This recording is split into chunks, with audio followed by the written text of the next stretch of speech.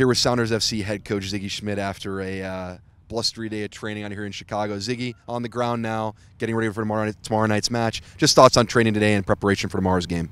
I thought training went well. You know, the main thing is after a trip like that, you just want to make sure they have their legs about them, they're sharp, they work up a little bit of a sweat.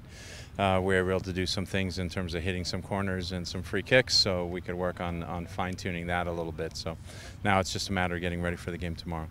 Chicago is a team that since 2009, your teams have had a ton of success against. 6-0-3 overall, have not lost, including an unbeaten record here at Toyota Park. What's been the secret against Chicago? I know it's difficult to gauge that. There's not a lot of continuity year to year, but in general, you performed well against them. What's been the secret? I wish I knew what the secret was. We'd apply it to every team, but you know, there's some teams that just sit for you a little bit better. Chicago's obviously had some lean times during that period as well. I'm just hoping that it'll continue on tomorrow. It's always tough to win on the road. It's a tough place to play for sure, but you know, we're looking forward to it.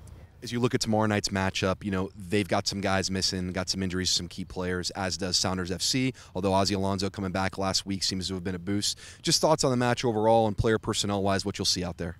Well, they obviously have some guys coming back, you know, with Patrick Nyarko coming back and McGee coming back. You know, that gives them, you know, two very important players back into their fold on the offensive end.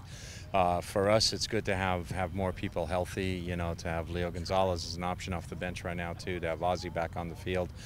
We've had an opportunity to train, you know, with the way we played last week, and hopefully that'll pay benefits this week.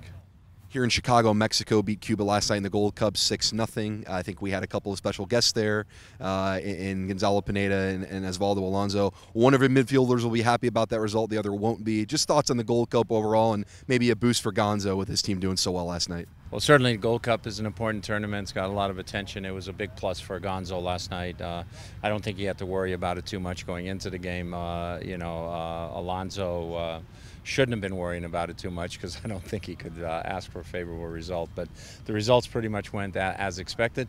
There's been some surprises, though. Obviously, Trinidad came on and looked strong. You know, the Costa Rica-Jamaica tie is probably a little bit of a surprise as well.